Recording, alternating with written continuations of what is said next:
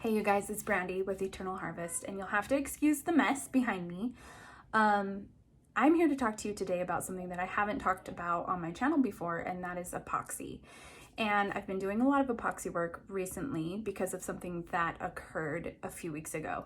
So being a woodworker, I have a lot of woodworking friends, and one of them is local to me, and she works primarily with barnwood. And she's been collecting barnwood from old barns and from old fences and things like that that she's taken down over the years. And she works out of a storage unit where she's kept bundles of each barn and bundles of each fence, kept all of her tools, her joiners, her planers, drills.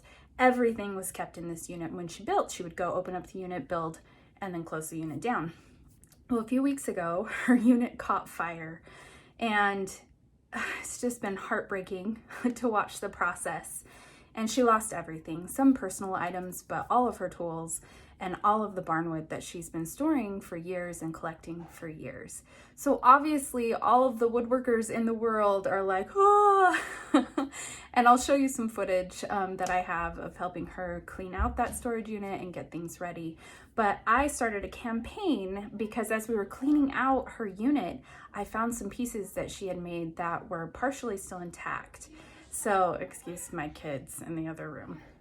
So I took some of those pieces, I'll show you right here, and I decided to dip them in some epoxy and sell them on a campaign as a campaign to raise some funds for her to get new tools, hopefully in the near future. But this has opened up this whole new world of epoxy.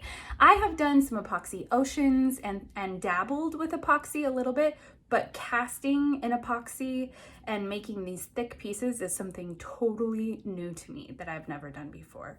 So I'll walk you through some of the process. I am by no means an epoxy expert. I just want to throw that out there. It's a huge learning curve, but it's been really fun as well. So I'll take you along on the journey, and I'll make sure and post everything in the description below. And thanks for hanging in there. I hope you guys watch. I'm gonna go through a couple posts of the fire, and then I'll walk you through the process of what I'm doing with the epoxy. This is one of the pieces that I just finished up. I need to clean up the edges, sand up the edges around here, but this, just the dark part, is what I found out of her rubble and was able to throw it into some epoxy, but it was kind of tricky. Anyway, stick around, you guys.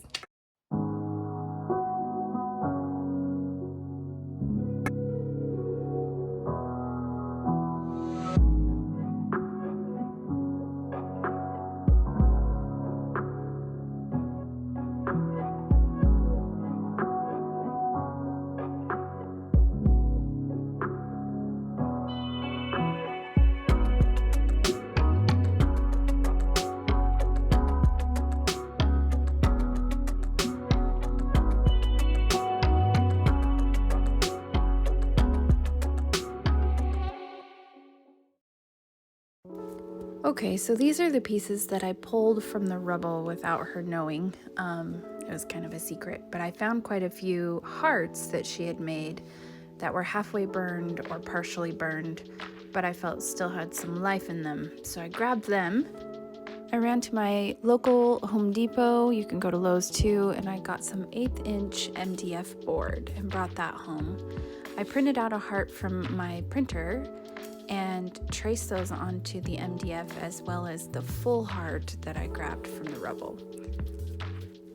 The idea I had was to take these hearts that had been broken and try to restore them or make them whole with epoxy. It was kind of a metaphor in a way for what she was going through, but I also thought they were really beautiful in their own way as well. So I went out and took my jigsaw and cut out each heart. I got 4 out of a 2x2 sheet of MDF.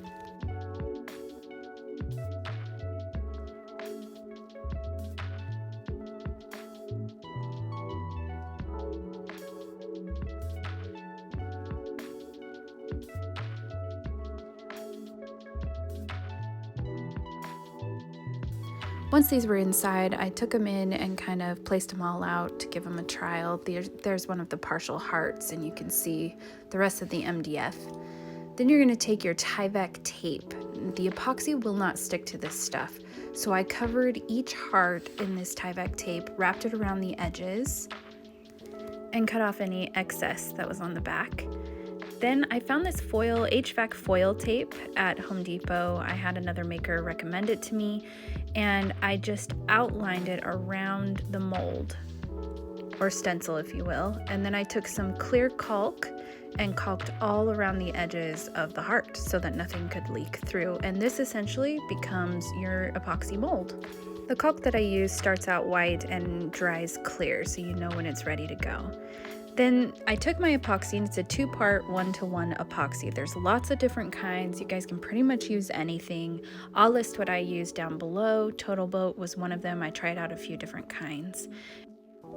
They all worked great, and they were all pretty similar in that you mix for 2 to 4 minutes and then you let the epoxy sit for 5 minutes so the bubbles can rise to the top.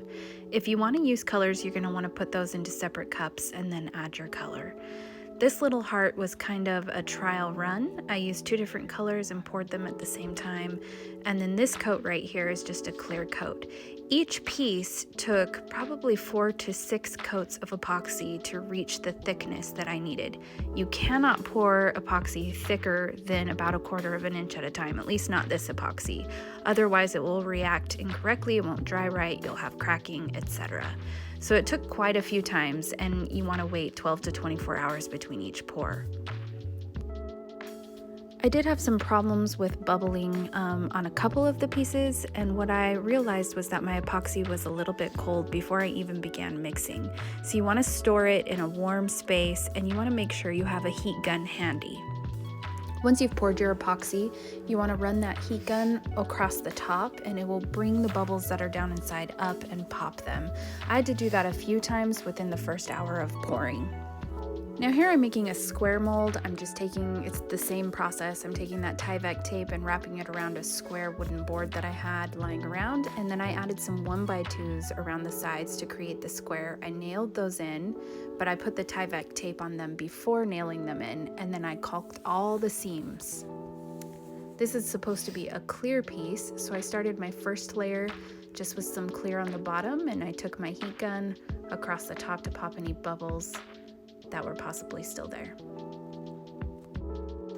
Okay, after giving my 4 layers for this one 24 hours to dry after the last layer, I took my heat gun, removed the tape, and then you can take a chisel or a paint scraper and pry. You want to go all the way around the outside of your shape and then slowly try to separate the two. Be really careful, you can crack your piece, but once the air gets underneath there, it's pretty simple to remove.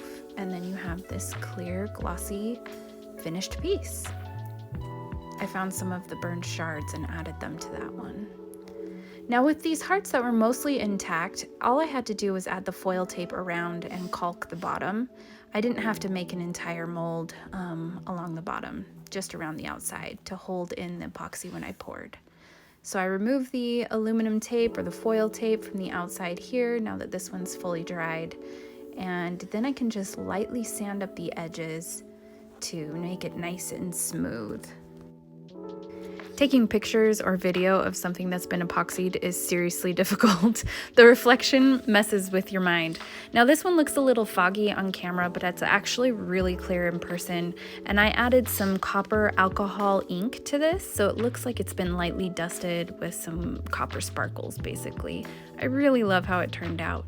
And what I learned was that with this tape and a solid mold, you can pretty much make a mold out of any shape with MDF, which is really neat. And I've learned so much about epoxy and popping bubbles and making sure everything's gone, but these pieces turned out beautifully. And I'm really happy that I was able to be a part of something so special. So even if something's been burned almost all the way, it can be made new with epoxy. Epoxy is a pretty cool medium to use, and I say give it a trial run, use some test pieces first, and then see what you can make. I had these silicone necklace molds lying around that I used last year for something, and with my extra epoxy, I just poured it into there, and we'll probably make some keychains or something out of that. And that's about it, you guys. I had a lot of fun during this process, and like I said, I am no epoxy pro, but I did learn a lot through this process, so if you have any questions, make sure and drop them below. I'll try and answer them right away. And I'll include everything in the description below as well that I used in this process. But it's really fun to play around. I would suggest, even just if you're experimenting, make some molds and give it a try. Thanks for tuning in, you guys. As always, I appreciate you, and you can find me on Facebook, TikTok, Instagram, and I appreciate you watching so much. Thanks for tuning in, and I'll see you next week.